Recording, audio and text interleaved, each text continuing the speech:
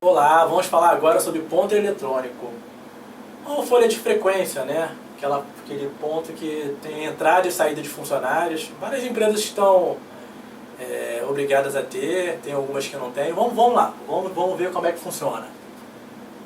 O horário do trabalho constará de quadro organizado conforme o modelo expedido pelo Ministério do Trabalho, Indústria e Comércio, e é fixado em lugar visível.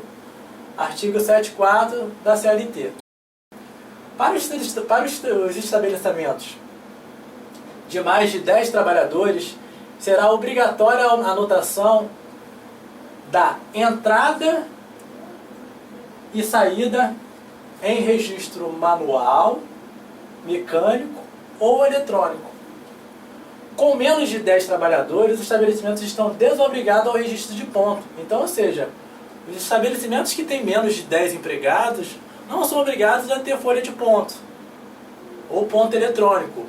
Mas, por exemplo, mesmo com menos de 10 funcionários, o empregador que queira ter o ponto eletrônico ou ponto manual de entrada e saída dos seus empregados com medo ou talvez com receio de um dia eles entrarem na justiça alegando que fizeram hora extra e não receberam, não tem problema nenhum. Aqui só diz que é uma obrigatoriedade de ter ou não ter. Então, para estabelecimentos que têm mais de 10, é obrigado a ter. Para os que têm menos, não é obrigado a ter ponto eletrônico, ou ponto manual, ou registro manual, enfim. Então, é uma deliberação. Se o trabalho for executado fora do estabelecimento, o horário dos empregados constará explicitamente de ficha ou papeleta em seu poder. Então, ou seja, se o trabalhador ele atua fora do ambiente da empresa, fora do estabelecimento, ele vai ter que explicar a hora dele em ficha ou em papeleta em seu poder. Então, eu estou trabalhando em outro estado, eu estou lá com uma papeleta ou com uma ficha, eu coloco lá a entrada que eu comecei a trabalhar, o horário de entrada, e o horário que eu parei de trabalhar lá no outro estado. Então, assim, mas isso vai ficar em poder do funcionário que está fora. Então, isso aí é quando o trabalho é externo, fora do estabelecimento. O MTE, Ministério do Trabalho e Emprego, disciplina o registro eletrônico de ponto e a utilização do sistema de registro eletrônico de ponto. Então, é ele que disciplina o registro eletrônico de ponto, que é um sistema que ele mesmo disponibiliza. O registrador eletrônico de ponto, o REP, é o equipamento de automação utilizado exclusivamente para o registro de jornada de trabalho, que emite documentos fiscais e realiza controles de natureza fiscal, referentes à entrada e à saída de empregadores no local de trabalho.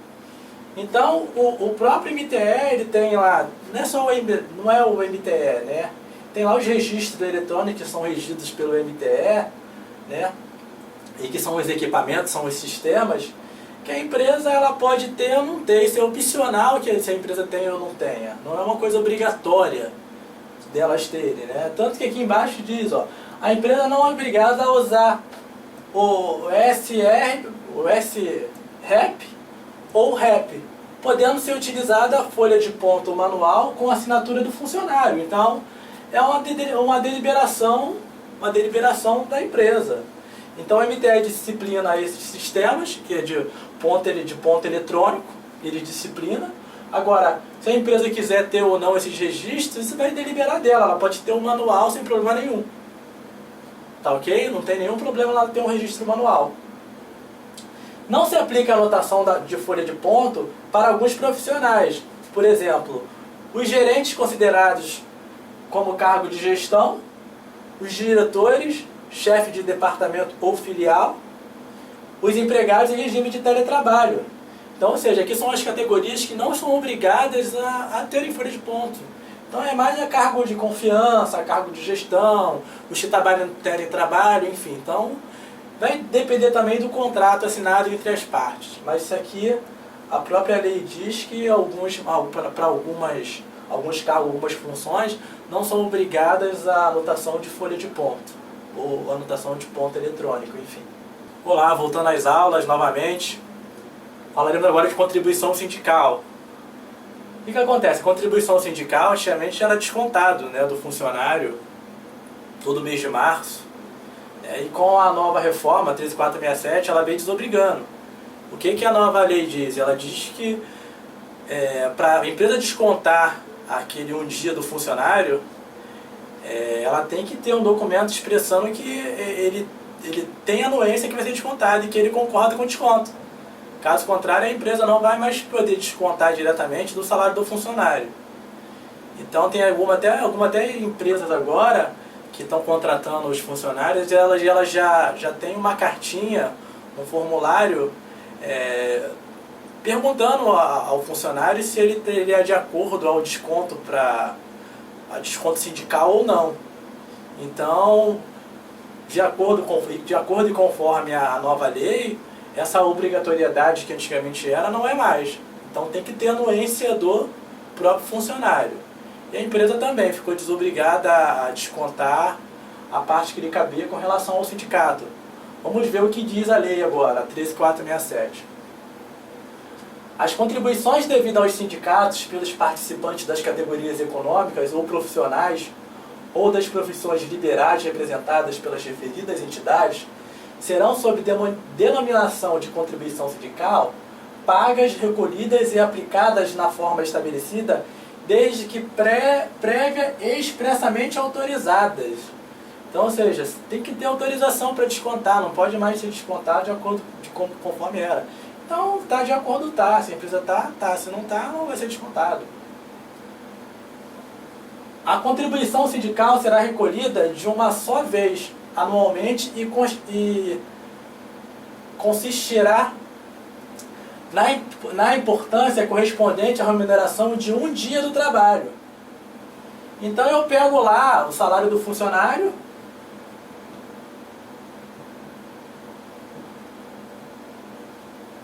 divido por 30, vou achar um dia do funcionário e desconto a contribuição sindical dele. Entendeu?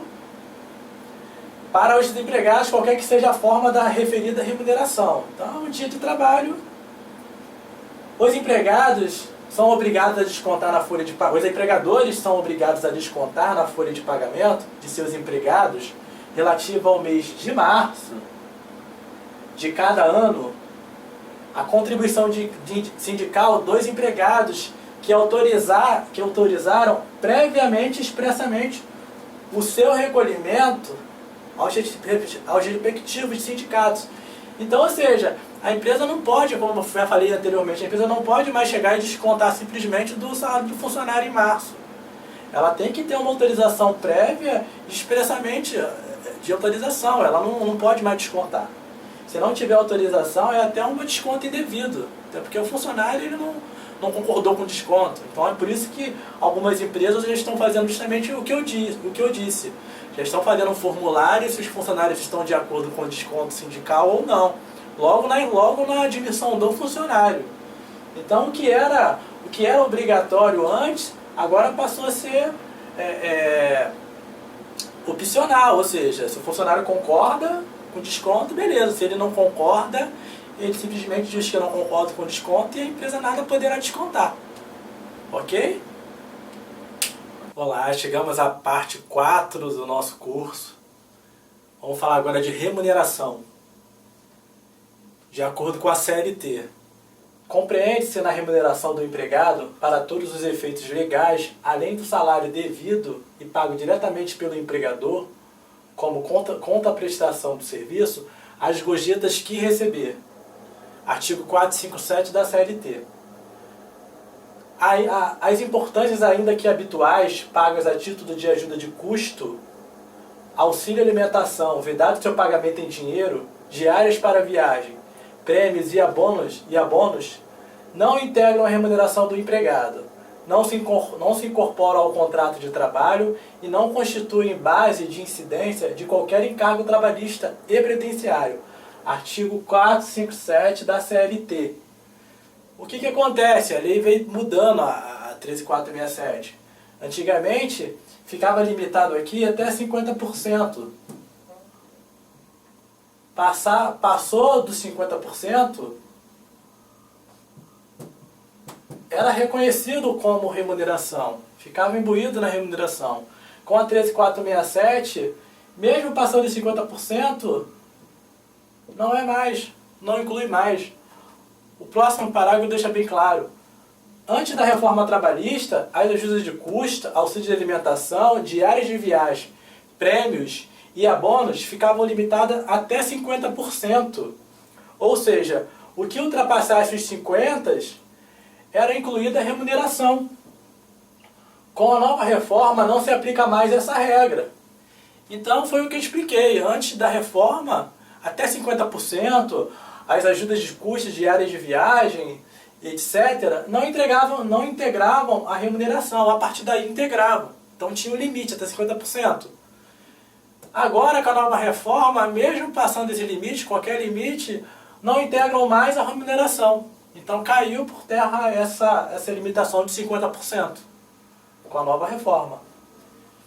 A remuneração é a soma do salário acordado no contrato de trabalho com outras vantagens percebidas, tais como hora extra, adicional noturno, adicional de periculosidade, de insalubridade, gorjetas, comissões, percentagens e gratificações. Então, ou seja, a remuneração é a soma do salário mais os adicionais. Hora extra, insalubridade, periculosidade, enfim, é a soma de todos eles. Já o salário, que nós vamos explicar mais à frente, no próximo slide, é o salário ponto. O salário não equipara com os adicionais. Então, remuneração versus salário. Vamos ver no próximo slide. Vamos falar agora de salário.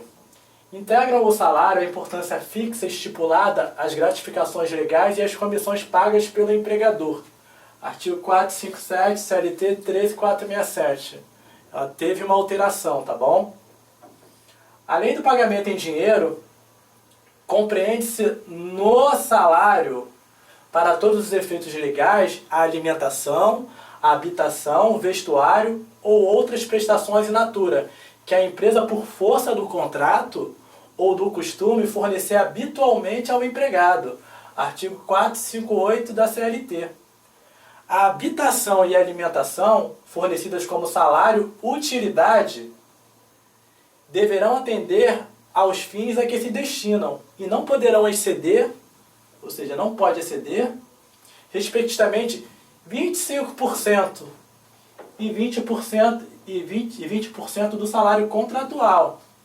Então eu deixei um exemplo aqui, por exemplo, o funcionário que recebe um salário de R$ 1.500 contratual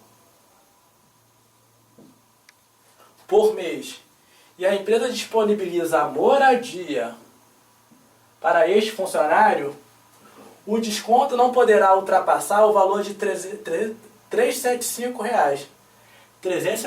reais por mês. Ou seja, não poderá passar de 25%. Então, de habitação. Se fosse alimentação, seria de 20% o valor do desconto. Entendeu? Então, seria de R$ 300 se fosse com relação à alimentação. Não poderia ultrapassar esse valor.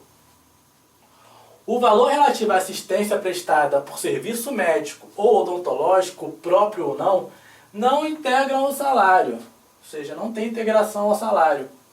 Para qualquer efeito. Nem o salário de contribuição.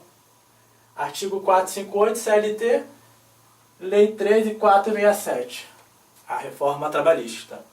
Ok? Espero que tenham gostado da explicação. Qualquer dúvida, deixe um comentário aí que eu respondo. Olá, estou de volta e agora falaremos de pagamento de salário. Já falamos de remuneração, de salário, agora vamos falar dos prazos, né? Do pagamento do salário, enfim. O pagamento do salário, qualquer que seja a modalidade do trabalho, não deve ser estipulado por período superior a um mês. Então a própria lei diz que reconhece o trabalho como de 30 dias por mês. Então não posso estipular um período superior a 30 dias. Então é 30 dias mesmo, não tem jeito. Ok? Deverá ser efetuado o pagamento mais tardar até o 5º dia útil do mês subsequente ao vencido. Então, ou seja, o mês acaba dia 30, a empresa tem até o dia 5 do mês seguinte para pagar o pagamento dos funcionários. A prestação em espécie do salário, será paga em moeda corrente do país, ou seja, a moeda corrente Brasil. O pagamento não realizado em moeda corrente considera-se como não feito. Artigo 463 da CLT. O pagamento do salário deverá ser efetuado contra recibo, assinado pelo empregado, em se tratando de analfabeto, mediante sua impressão digital, ou não sendo esta possível, a seu rogo. Artigo 464 da CLT. O pagamento dos salários será efetuado em dia útil e no local do trabalho, dentro do horário do serviço ou imediatamente após o encerramento deste, salvo quando efetuado por depósito em conta bancária. Artigo 465 da CLT. Essa é a parte que mais acontece, pagamento e depósito bancário. Hoje em dia quase todo mundo recebe via bancário. Então essas são as formas de... Isso é o que diz, né, a própria forma de pagamento, né? Moeda corrente, no caso, mesmo se a empresa for estrangeira, transforma ela em real e paga em moeda corrente, né? Caso tem que ter um recibo de assinatura, tem que ser um recibo de assinatura, caso alfabeto, ou mediante sua impressão digital, não sendo esta possível a seu rogo, da forma que achar melhor. Essa é a parte com meio de pagamento de salário. Qualquer dúvida, deixe um comentário, ok? Olá, iremos agora falar de adicional noturno. O que é o adicional noturno?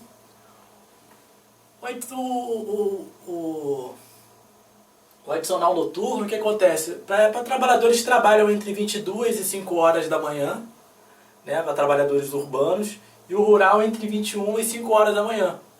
Então é o trabalho noturno, que é considerado trabalho noturno.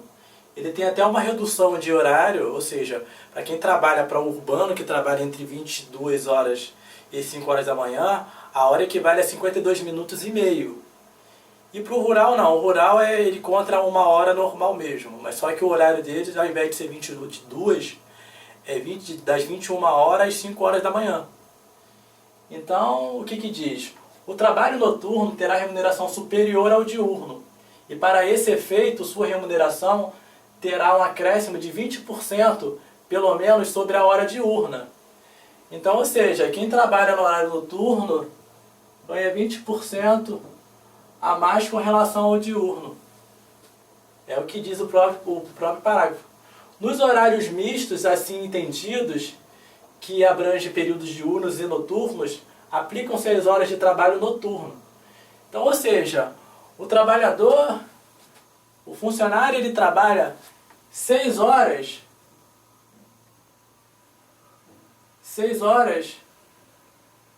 no dia, de dia, né? E trabalha 6 horas à noite. Ou melhor, se ele trabalha 220 horas por mês, 110 horas, essas 110 horas primeiras, diurno.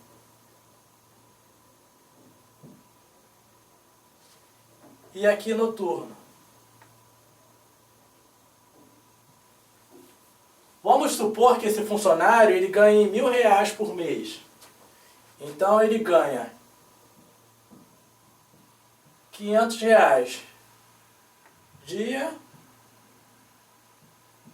e R$500 noite.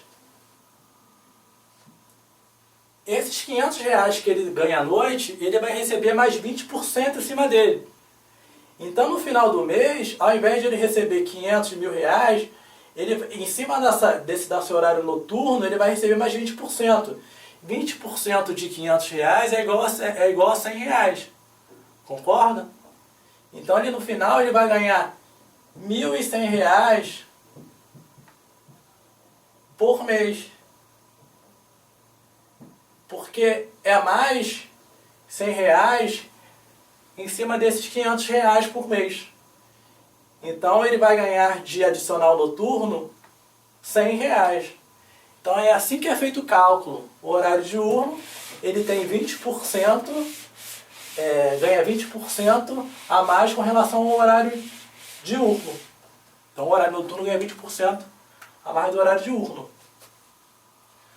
E aqui foi que eu expliquei, nos horários mistos, assim entendidos que abrange período diurno e noturno, caberá o horário noturno. Então foi a conta que eu fiz.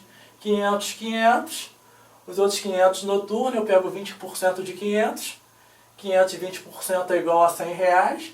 Então no final do mês, ao invés de ele receber 1.000 reais, ele vai receber 1.100. Considera-se noturno os horários entre 22 horas de um dia e 5 horas do dia seguinte, para os trabalhadores urbanos, era o que eu expliquei anteriormente, e entre 21 horas de um dia e as 5 horas do dia seguinte, para os trabalhadores rurais, é o que eu também já tinha explicado anteriormente. A hora normal tem a duração de 60 minutos, concordam que é o horário diurno? A hora noturna, nas atividades urbanas, é computada como sendo 52 minutos e 30 segundos, 52 minutos e meio. E como é que é feito o cálculo para você chegar de fato a essa conta, mesmo que de fato é uma redução? Porque os trabalhadores noturno, entre as 2 horas, 22 horas da manhã e 5 horas da manhã, eles na verdade, se vocês fizerem os cálculos, eles trabalham 7 horas. Só que como há uma redução de 52,5, eles acabam trabalhando 8 horas por noite. Mas eles trabalham 7, mas eles ganham como se fosse 8. Aqui o cálculo, que dá para como explicar, que eles trabalham 8, eles trabalham 7 e ganham 8. Se eu pegar a conta, que tem que ser 52,5, multiplicar por 8 horas, e dividir por 7, que é o horário que eles trabalham aqui, de 22 a 5 horas, eu vou chegar a 60 minutos. Então, com essa redução de 52 minutos e meio, na verdade eles reduzido, acabam trabalhando 8 horas. Mas se você for ver por essa ponta aqui, eles trabalham 7 e ganham por 8, porque à noite há uma redução de trabalho. Por quê? O cansaço é maior. Entre 22 horas e 5 horas da manhã, o cansaço é maior, o desgaste é maior. Então há essa redução de horário de trabalho, há essa redução com relação ao horário. Por isso que o horário noturno é diferente do diurno. É de 52,30. E como eu tinha explicado, nas atividades rurais não há redução. Conta-se a hora normal com 60 minutos. Então aqui não há redução. Mas há um aumento de número de horas. E a quantidade de horário de 20% é mais 1 hora a mais aqui. Mas não há essa redução que tem. Vamos para o exercício. O funcionário com salário de R$ 1.200 por mês, quanto receberá de adicional noturno? Aqui nós tiramos como base como se ele trabalhasse noturnamente todos os dias. Então ele não tem um horário misto entre diurno e noturno. Aqui ele só trabalha só noturnamente. Então como é que é feito esse cálculo? Eu pego o adicional noturno, multiplico por 20%, que dá um valor de R$ 240. No final eu pego o salário dele, somo com os R$ 240 e chego ao salário dele mensal. Então no final das contas o funcionário vai receber R$ 1.440 por mês de adicional noturno. Entenderam? Espero que eu tenha gostado. Qualquer dúvida, deixa aí um comentário. Olá, vamos para mais uma aula de adicional de salubridade. O que é adicional de salubridade? são atividades que expõem os trabalhadores a agentes nocivos à saúde e acima dos limites de tolerância, intensidade do agente e do tempo de exposição aos seus efeitos. Quais exemplos de atividades insalubres? Ruídos contínuos, intermitentes, frio, agentes químicos, radiações ionizantes, entre outros. Quem dessa parte é a própria ZNR, normas reguladoras, que veremos mais à frente. O direito do empregado ao adicional de insalubridade cessará com a eliminação do risco à sua saúde ou integridade. Então, ou seja, o funcionário está num ambiente que é insalubre, que por algum motivo ele está enquadrado em insalubre, enquanto permanecer esse ambiente insalubre, ele vai receber esse adicional. Quando cessar essa parte insalubre da empresa ou do ambiente que ele estiver, ou se ele for realocado para um outro ambiente, essa parte de pagamento de insalubridade vai cessar, vai acabar, porque ele não está mais num ambiente insalubre. É isso que diz o próprio parágrafo. A classificação da insalubridade é realizada através de perícia a cargo do médico do trabalho ou engenheiro do trabalho, registrado no Ministério do Trabalho e Emprego. Então, ou seja, é através de perícia médica do médico do trabalho ou engenheiro do trabalho. As atividades essas que asseguram a percepção de adicional, respectivamente é que o adicional de insalubridade tem 3 tipos. Tem o grau médio, o grau alto, médio e o pequeno. Então, nós temos aqui o de 40, o de 20 e o grau de 10%. Máximo, médio e mínimo. E esses graus, são calculados em cima do salário mínimo. Então é em cima do salário mínimo que ele é calculado. Então aqui, as atividades que seguram a percepção de adicional, respectivamente de 40, 20 e 10 do salário mínimo da região, segundo se classifiquem nos graus máximo, médio e mínimo.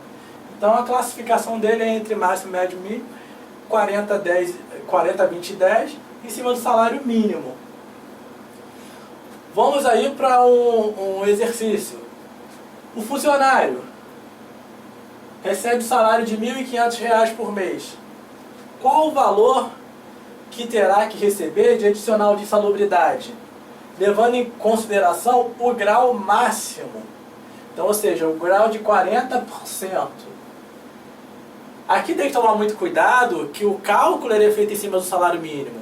Então tem que ver na data que foi feito esse cálculo, qual o salário mínimo da época. Por exemplo, o de 2018, o salário mínimo está 954. Pode ser que em 2000, pelo que eu já vi até nas reportagens, pelo que eu vi, em 2019 pode ser que esse salário esteja R$ 1.006. Então, se o salário à época tiver R$ 1.006, isso aqui é igual a 40% do salário mínimo, o salário adicional de insalubridade. Como aqui está me dizendo, recebe R$ 1.500 do grau máximo, então o que é que eu faço? Eu tenho aqui o 954, que é o salário atual de 2018. Então eu pego esse salário de 950, esse valor de salário mínimo de R$ 954, multiplico por 40%, que é o grau máximo. Se fosse mínimo, se fosse médio, seria 20%. Se fosse mínimo, seriam 10%, como está aqui especificado. 10, 20, 40, 20 e 10 do salário mínimo. Então aqui eu pego o cálculo, multiplico por 40 e acho o valor do meu adicional de insalubridade. O total que o funcionário vai receber no final do mês com relação ao salário dele e o adicional de insalubridade. Eu pego o salário do funcionário, somo com o valor da insalubridade e eu chego ao valor de R$ 1.881,60. Esse valor é o que ele tem direito a receber. Agora, esse valor aqui só é pago porque ele está exercendo uma atividade no ambiente insalubre. Cessou a eliminação do risco, acabou, ele deixa de receber esses R$ 381,60. Então isso até quando perdurar o grau de insalubridade. Cessando, acabou, ele não ganha esse valor e volta a ganhar apenas o valor de R$ 1.500. Ok? Espero que tenha entendido. Qualquer dúvida, deixe um comentário. Até a próxima!